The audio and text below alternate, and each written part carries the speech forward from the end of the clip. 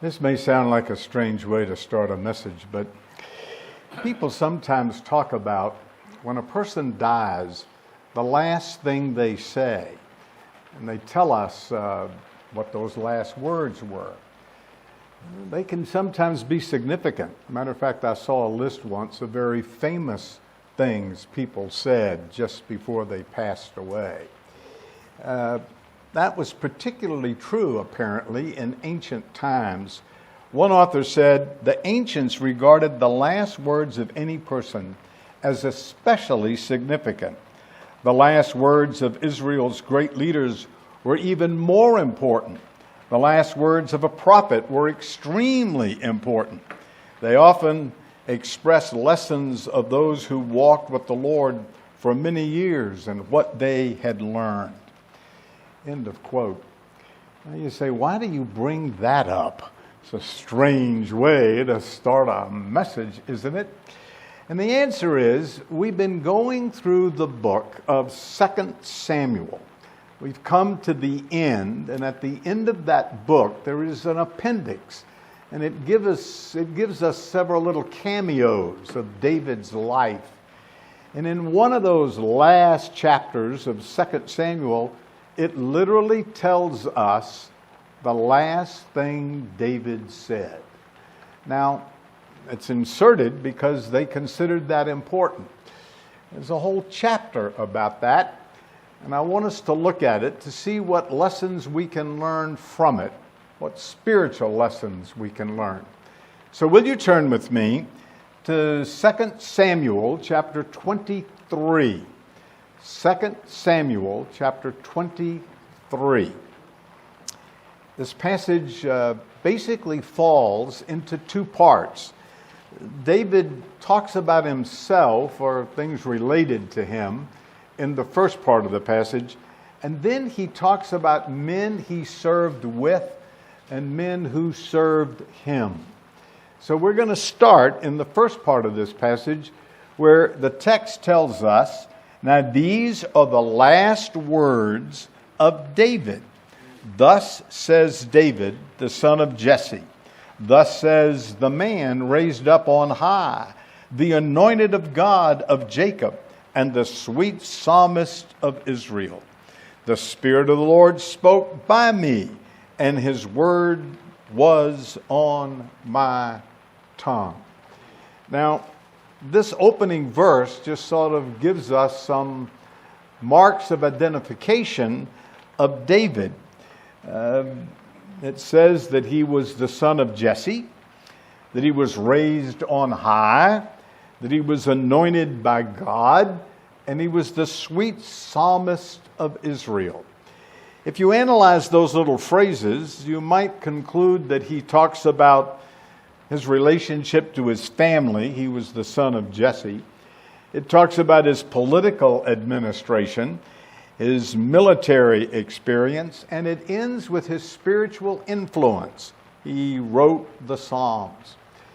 If you want to understand David and look at his life as a whole, and we're coming to the end of it, you might have to say that he started out as a humble son of Jesse, a Benjaminite. Back in those days, he was a shepherd. He tended sheep on the side of the hill. And eventually, he became the very king of Israel. Today, we might say this is a rags to riches story. From a shepherd looking at sheep to a king ministering to people. And yet, the last thing it says in this little list is that he was the sweet psalmist of Israel. He had a spiritual impact on the people because of the Psalms that he wrote, and that is till this day. Now, what does it mean, these are the last words of David? That's an interesting way to introduce this chapter, but we need to look at that rather carefully, because the first part of verse 1 says, these are the last words of David.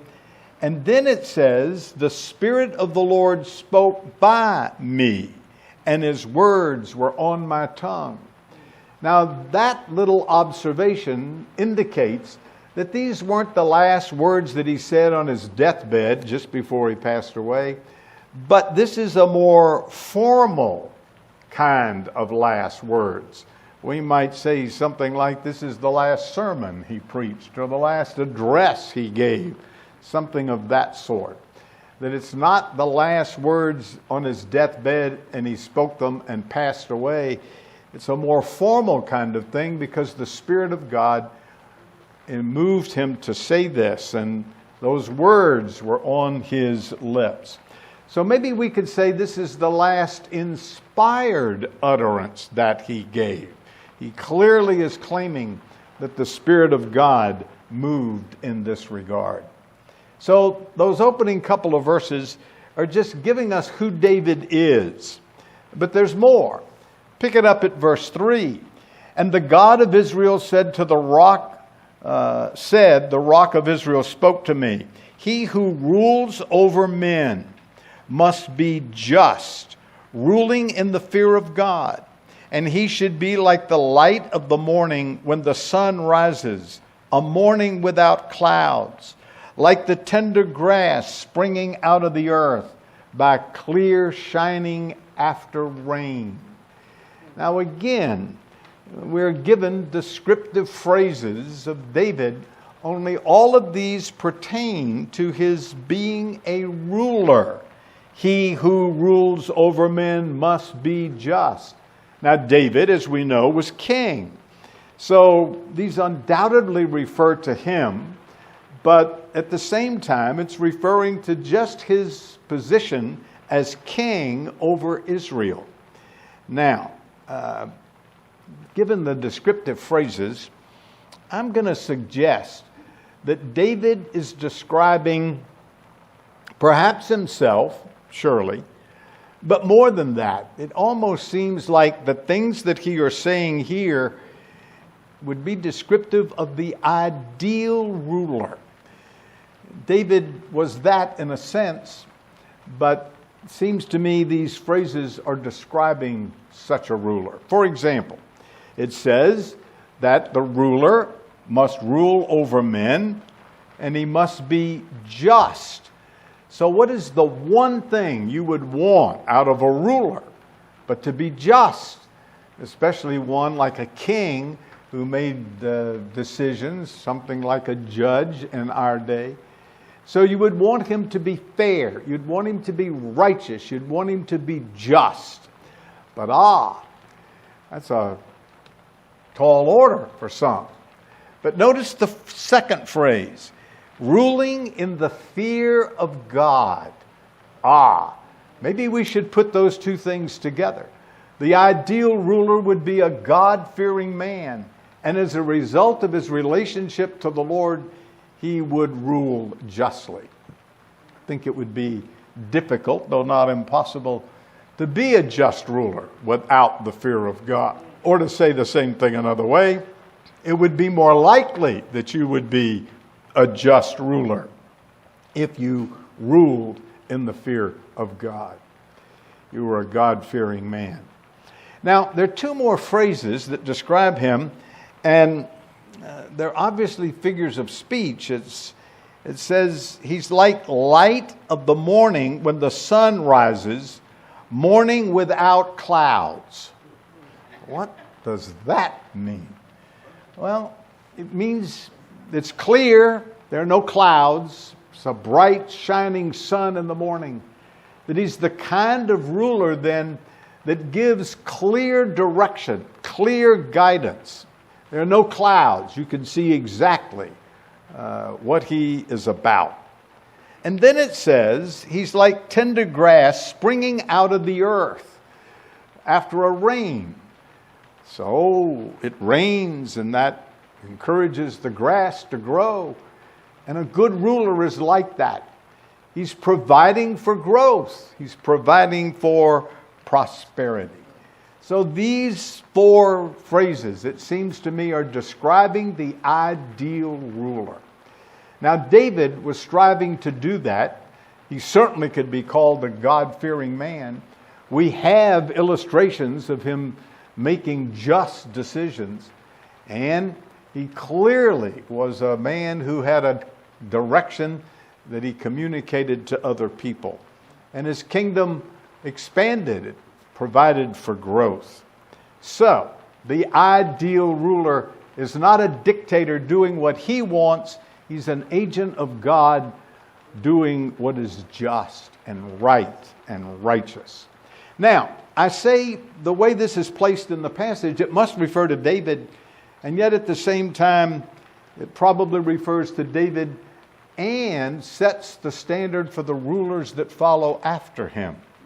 But it's interesting that the standard is so high that some of the rabbis in the ancient world said this was really a description of the Messiah.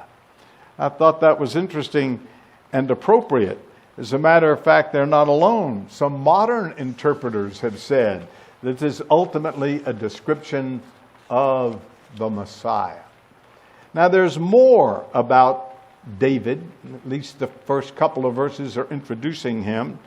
So there's more pertaining to him.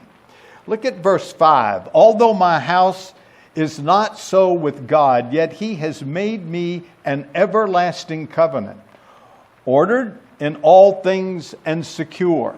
For this is my salvation and my desire. Will he not make it increase? David viewed his dynasty this way because God made an everlasting covenant with him. And he believed that that covenant will result in an increased blessing on his house, on his dynasty. So I think this verse indicates that what we just saw about what I'm calling the ideal ruler was intended not only for David, but his successors. And David is saying, I'm sure God is going to do this because he made a covenant with me, an everlasting covenant. And that obviously is referring to the Davidic covenant. It was made with David back in 2 Samuel chapter 7, where he would be a ruler, and so would one of his descendants, and it would ultimately be fulfilled in the Messiah.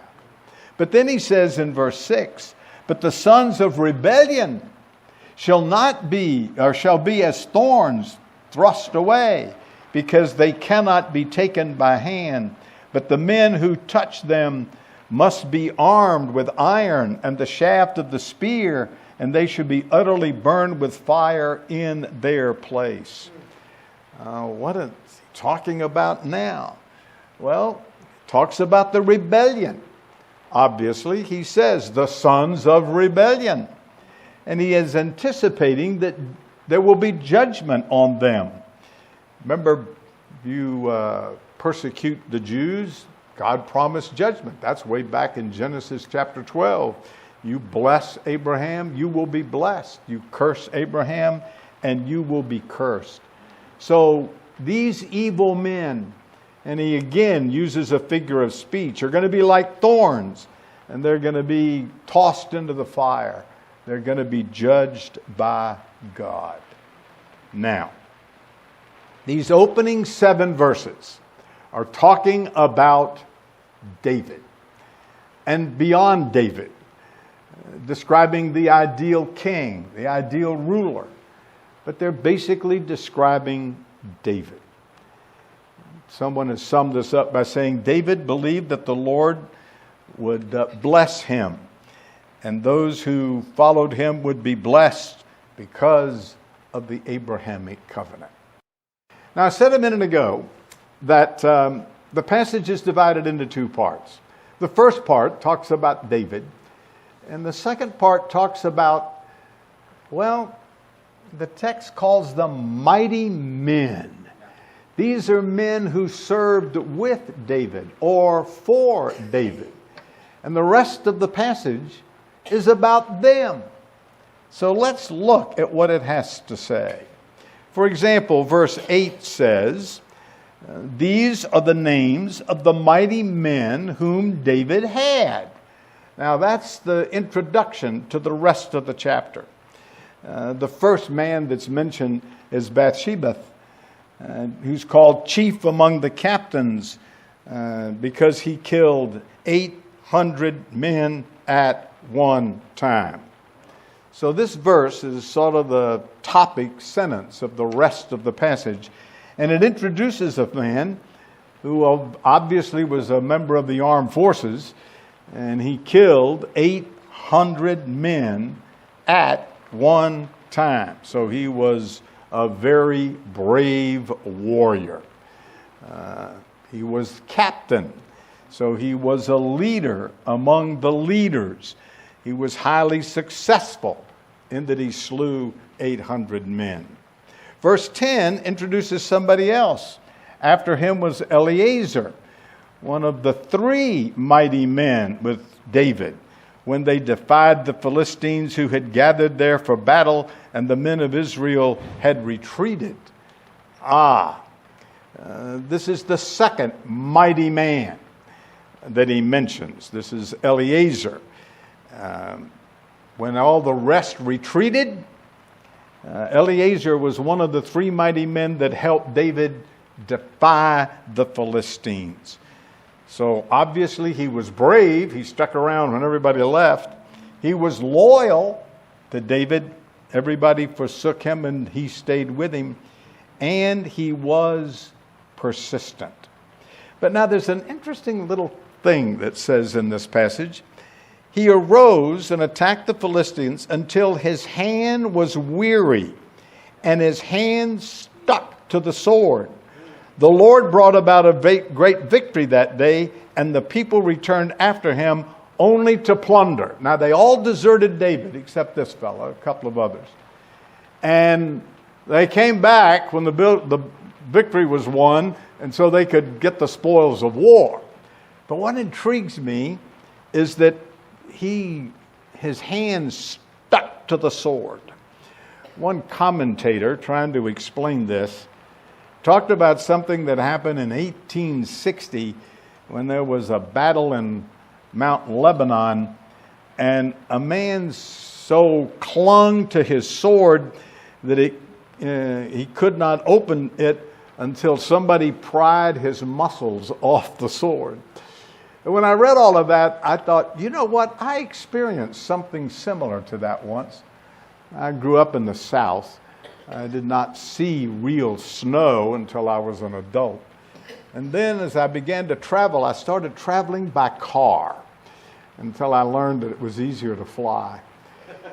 And one of those trips, I was invited to speak in Minnesota, and I drove. And I got to Minnesota and hit a snowstorm. I think it was the first time I'd ever driven in a snowstorm. I'd learned by that time to drive in snow, but this was intense. And it lasted for hours. And I remember, till this day, gripping the steering wheel and watching every moment because I didn't want to land in the ditch because it was cold out there. And I did that for so long, and apparently I was so uptight that when I got to where I was going, somebody had to help me pry my fingers off the steering wheel. Now, that's what's being described here. He was so intense in gripping that sword and so intense and persistent in battle that they had to peel his hands off the sword. Then it says, after him, in verse 11, there was Shema. This Philistines had gathered together into a troop where they pieced together, they were coming at him on a field of lentils. So the people fled from the Philistines, but he stationed himself in the middle of the field and defended it and killed the Philistines. So the Lord brought him a great victory. This is an interesting story. You did what? You stood and defended a field of lentils? In fact, to make this even more interesting, this story is repeated in 1 Chronicles. And in 1 Chronicles, it says it was a field of barley. Well, which was it, lentils or barley? Boy, you ought to read the commentaries on that one. Well, maybe it was two different fields and he defended both of them. Or maybe there were both crops in the same field, they suggest. At any rate, he defended for David this field of lentils. He was faithful in that defense He was courageous in standing against them. One wrote, "The Lord asked many of his children to work and serve in small, inconspicuous places where no one sees them and no voice praises them. In fact, it may be that he has called you to just such a task. Are you willing to stay by the lentil patch and let others have the limelight?" So in all these men that served David, here's one he picks out and says, "You know this fella? He defended the lentil patch." And he lists him as one of his 3 great warriors. So there are 3 warriors that he's mentioned. Someone has suggested that one of them is a spiritual warrior with exceptional strength. He slew 800 men. Another is unusual. He has unusual stamina and persistence. That's the one that gripped the sword. And one had great supernatural steadfastness. At any rate, David spells out by name 3 warriors that served him, and in essence is commending them for their service. Now, look at verse 13. Then 3 of the 30 chief men went down at harvest time and came to David at the cave of Adullam, and the troops of the Philistines encamped in the valley. Now, I want you to notice in this verse that it says 3 of the 30. When we get to the end of the passage, there's a long list of names. It doesn't mention anything any of them did. It just mentions that these were some of his mighty warriors. What this verse is telling us, 3 of the 30. So he's singling out 30 who were outstanding, but he's focusing on 3 within the 30. Now there's a little problem. Are these 3 the same 3 that he just mentioned? Now you can only imagine what Bible teachers do with this. There are 3 different opinions. One says yes, one says no, the other says I don't know. Now, having looked at the passage, I'm of the opinion that he is probably talking about the same 3. He's named them, he just doesn't name them again. But these 3 men were outstanding men among the 30 that were already outstanding. So look at verse 14. David was then in the stronghold of the garrison, and the Philistines were in Bethlehem. And David said with longing, "Oh, that someone would give me a drink of water from the well of Bethlehem, which is by the gate." So the 3 mighty men broke through the camp of the Philistines, drew water from the well of Bethlehem that was by the gate, and they took it and brought it to David. Nevertheless, he would not drink it, but poured it out to the Lord. I think this is one of the strangest stories in all of the book of 2 Samuel. Now imagine this. Well, the first thing you got to remember is, where was David born? Bethlehem, remember? Well, now this is years later, and he's hiding away in a cave, and Saul is chasing him. In the meantime, the Philistines have occupied the city of Bethlehem. So David and a few of these men are tucked away in this cave, and David says, I remember that good tasting water. It was by that well. It came out of that well by the wall in Bethlehem. Boy, I wish I had some of that water. Now that intrigues me. There are some connoisseurs of water. I'm not one of them. Water is water. Can you tell a difference in different? Can you? All of you are voting against me. All right. Well, apparently this was particularly good tasting water. And David simply says, boy, I wish I had some of that water. So 3 of his men decide they're going to go get the water. But the city of Bethlehem is being occupied by the Philistines. You're going to risk your life for a glass of water. Strange story. Why would they do that? Why would God put that in the Bible? What's the lesson here? What is going on? This story really intrigues me. Would you do that? You know, what is the phrase that, a man falls in love with his girl and says, I'd swim across shark-infested waters for you? You remember that? How many men have done that? But would you risk your life to go get a fella a drink of water out of a well? They did it. Now that whole story just really fascinates me. Then they managed to do it, and they bring the water back to David, and David pours it out on the ground. I read that story and I thought, this thing gets weirder by the verse. What? Poured it out on the ground? Matter of fact, I called a pastor friend of mine. He and I talk about our sermons all the time. I said, what do you do with that? And he gave me some ideas. And then I went back and read the passage. Notice it carefully. It's in verse 16. Nevertheless, he would not drink it, but poured it out to the Lord. Did you see that?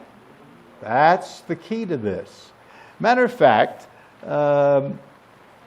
look down at verse 17. And he said, far be it from me, O Lord, that I should do this. Is this not the blood of men who went in jeopardy of their lives? Therefore he would not drink it. These things were done by the 3 mighty men. So David took that which was precious to him and costly to them, and he gave it to the Lord. When I first read this, my first knee-jerk reaction was, I think I'd have been offended. I just risked my life and you poured it out on the ground? But as I read the passage, I thought, you know what? I think they understood, but basically because of what he said. And this is the point. David took something very valuable and something he wanted, something that was precious to him, and he gave it to the Lord. Now, pouring it out on the ground is, in essence, a drink offering. That one of the offerings they gave in the Old Testament was that kind of an offering. Matter of fact, you're aware that in the Old Testament they did sacrifices, right? I think most people think, well, the only time you did a sacrifice is if you sinned, you went and did an animal sacrifice. That's not true. If you read the sacrifices in Leviticus, they were memorials and they were offerings. The book of Hebrews says that we do that when we offer the Lord praise. That's a sacrifice. That's an offering. We don't do the animal, we do praise. And in Hebrews chapter 13, it talks about a praise of good works. So, do you ever just do something for the Lord because you're serving Him? And I thought about all the people that work. I thought about naming them, and I thought, I don't dare do that. I'll leave some out. But just all the people in this church who do little things we never notice. I know people that do things behind the scene, and you never see them. And they're just very faithful at doing it. And they're doing these little things as unto the Lord. So they are giving themselves, they're giving their time, they're giving their effort to the Lord. And so that's in essence what David was doing. He was so overwhelmed by what they did that he took this thing that was very precious to them and him, and he said, I'm going to give it to the Lord. So these were 3 mighty men who showed sacrifice, dedication, and loyalty. And David gave it to the Lord. Someone commenting on this passage said, all people are created equal before God and the law. But all people are not equal in gifts and abilities. Some people have greater gifts and opportunities than others. However, the fact that we can't achieve like the first three shouldn't keep us from doing less than our best. God doesn't measure us by what He helped others do, but by our own abilities. Now, I read that because you don't have to go risk your life for a drink of water. You just need to do what the Lord has given you the ability to do. Now, there's more. Look at verse 18. There are two other outstanding men. He says, now, Abishai,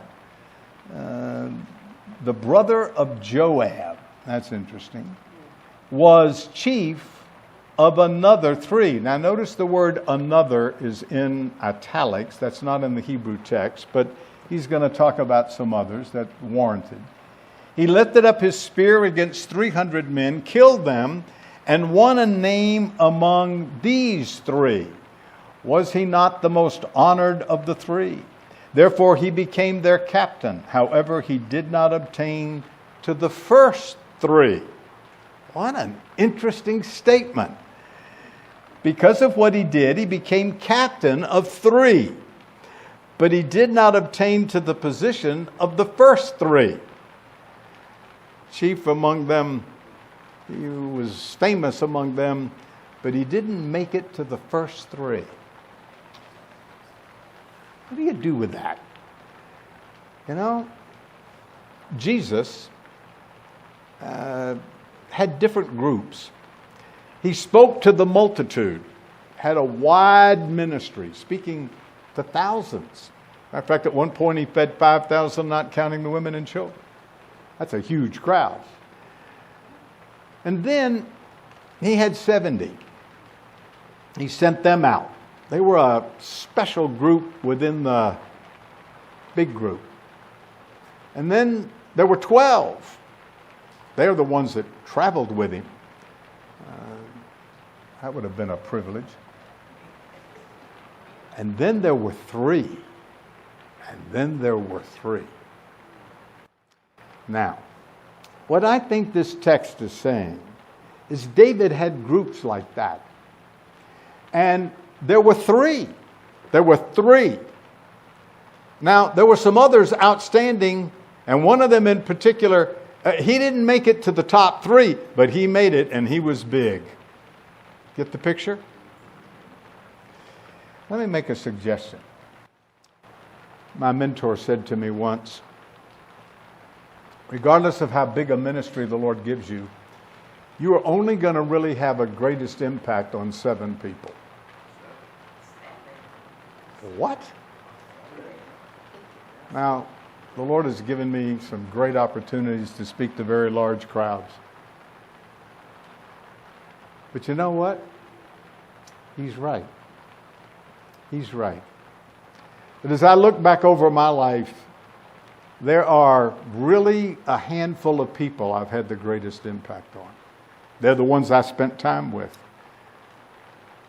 It's not just the sermon I preached, but it was the time I spent with them. So I've learned that's the way to have the greatest impact on people. And the same thing is true of you. You need to have impact on people, but you're only going to have the greatest impact on a few. But do it. Perhaps those should be your family members or your friends. But just know there are the 3. And then there's another group of 3 that didn't make it to the first group, but they were still outstanding. So that's what David is saying. As I look back over my life, there were 3 people that really were the top notch. And then there was another group of 3. There were some others. They didn't make it to the first, but they were still very outstanding. Lesson, be all you can be. and let the Lord determine which group you're in. There's another man, Benoni. His story still is told beginning in verse 20.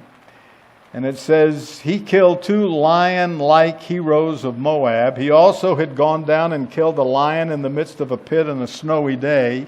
He killed an Egyptian. The Egyptian had a spear in his hand, so he went down to him with a shaft, wrestled the spear out of the Egyptian's hand, killed him with his own spear. These things he did, and he won the name among the 3 mighty men. He was more honored than the 30, but he did not obtain to the first 3, and David appointed him over his guard. All right, here's another fella. By the way, he apparently was a priest. We know that because of his lineage. And he's the only priest who became a soldier, as far as we know, in the scripture. He became the head of David's guard. We would say today he was the head of the bodyguards, a position that David had occupied when he was serving Saul. So, here's another person that, well, he was outstanding. Look at all the things he did. And he gets credit for it. And he didn't make it to the top 3. But he was still outstanding. Now, one more part of this passage. I mentioned it earlier. Beginning in verse 24 and going all the way down through verse 39, he mentions the 30. And the whole point of this passage is, the latter part of it, is David had 30 people that were outstanding. There were 3 that he really put at the top of the list. There were 3 others, but there were 30 total. Now, what is the point of this passage? I began by saying these were David's last words. Those are significant. Well, what is the significant? Well, I wrestle with this passage trying to figure that out. One point I thought David's last words were about what God had done through him and what others had done for him and with him. And very little is said about David. Matter of fact, David doesn't talk about his accomplishments like he talks about the accomplishments of other people. He could have. He could have put in here, he slew the giant, Goliath. Doesn't do that. So it talks about him as being a just ruler, doing things rulers ought to do. But it doesn't pat himself on the back, so to speak. Rather, it highlights what others have done. And by the way, if you're familiar with the life of David, you can't help but notice he left out Joab. Joab was general of his army. And Joab doesn't get mentioned. Maybe that's because he's the one who killed Absalom, David's son. So as I looked at this passage, I thought, wow, what an outstanding lesson here. And the more I thought about it, I concluded this. David feared God. Could we say that? David feared God. He ruled justly. Could we say that? And he provided for his people. That's the first part of the passage. And the last part of the passage is telling us what? What all these other people did. How do you put those two things together? Now bear with me for a minute. I'm going to probe this passage, all right? I want us to look at the details of this passage. There are a number of different ways to look at it. I learned that as doing marriage counseling. I heard his side, then I heard her side, and wait a minute, is this the same couple? I decided a long time ago there are three positions: his, hers, and the truth. That wasn't fair. I'm simply trying to illustrate that There are different ways to look at a story, right? So let me walk through this passage. This is clearly one thing he does is talk about being a leader. Now, what does it take to be a leader? Let's just probe that part of the passage. I remember years ago, I remember the first time somebody said this to me. Who do people vote for president? And somebody said to me, they vote for the person who is likable. I heard that many years ago. You know what? I hear that today. They'll say this candidate is not likable. Is that who we choose as a leader? Somebody that's likable? A few years later, I heard somebody say, that in their opinion, the current president was a poor speaker, and they said, the next president will be a good speaker. Is that what you choose? Well, let me tell you what this passage says. A God-fearing individual who does justice and provides for his people. So maybe we could draw that out of this passage, and that's here. No question about that. This passage focuses on an ideal leader, as I'm calling it. Another way to look at this passage is the men who served with or for David. They were described as being highly successful, verse 8, brave, loyal, and persistent, verses 9 and 10, faithful, courageous, verses 11 and 12, intensely loyal and brave, verses 14 to 16. Bravery and loyalty are both mentioned twice in this passage. So these are men with all these characteristics who served David. They were serving the Lord, granted, but they were expressing that by serving David. That's a lesson here. The first part of the passage deals with the ideal leader. And the second part of the passage deals with people who served that leader. Fair enough? Jesus said in Mark chapter 10, verse 45, for even the Son of Man did not come to be served, but to serve and give his life a ransom for many. You want to be Christ-like? Be a servant. And that means you serve people. You serve the Lord by serving people. The greatest are those who are servants. Now, that's one way to look at the passage. You can look at David. You can look at these people who served David. Another way of looking at this passage is David is looking back over his life, but he doesn't talk about his accomplishments. He doesn't even talk about himself. He talks about other people who sacrificially served him and how they were loyal, how they were persistent. But the thing that blows my mind more than anything else is those men went and got him a drink of water. Whoa! How do you explain that? Is that unusual or what? Would you say that's unusual? I would. So let me suggest one way to put this passage together.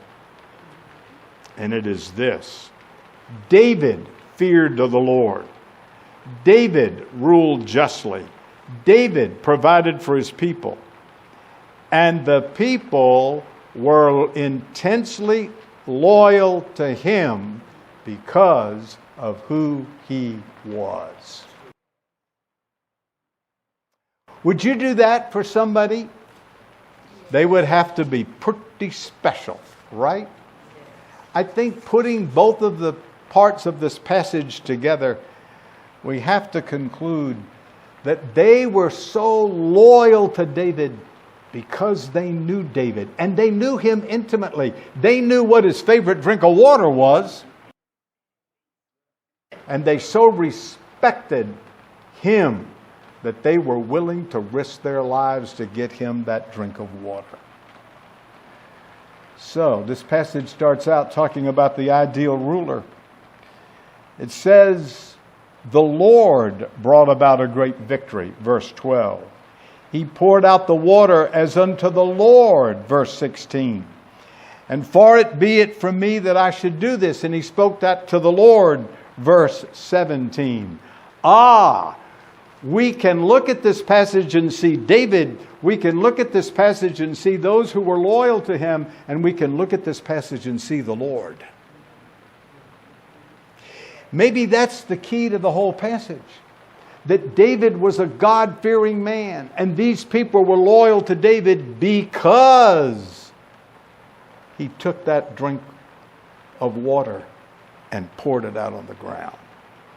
And what they saw is there is a godly man. There is a man who puts the Lord first.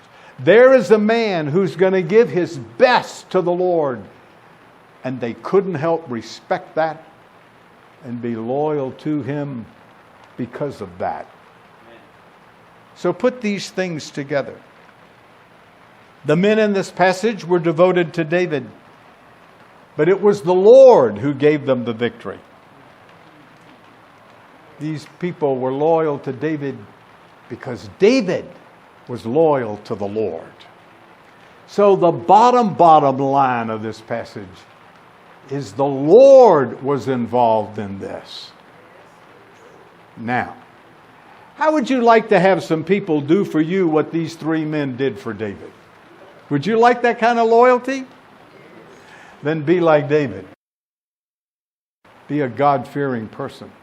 Put the Lord first. You serve him, and they who serve you will respect you for that. That, I think, is what's going on in this passage. But you can't leave the Lord out of it. It was the key to David's life was the Lord. The key to their victory was the Lord. This passage makes that explicitly clear. So the bottom line is it's the Lord. The Apostle Paul wrote, "But by the grace of God I am what I am.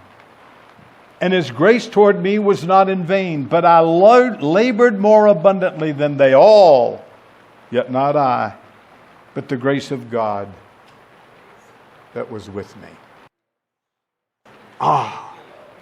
That puts it together. You go do all you can do. Whatsoever your hand findeth to do, do it with all your might. And do it as unto the Lord. And when you do, the Lord will honor you, and so will people. Let's pray. Father, thank you for these examples of men who were committed to you and men who were committed to others because of you. Lord, give us that kind of grace, that we be those kind of people that serve others because we want to serve you and because others serve you as well. In Jesus' name, amen.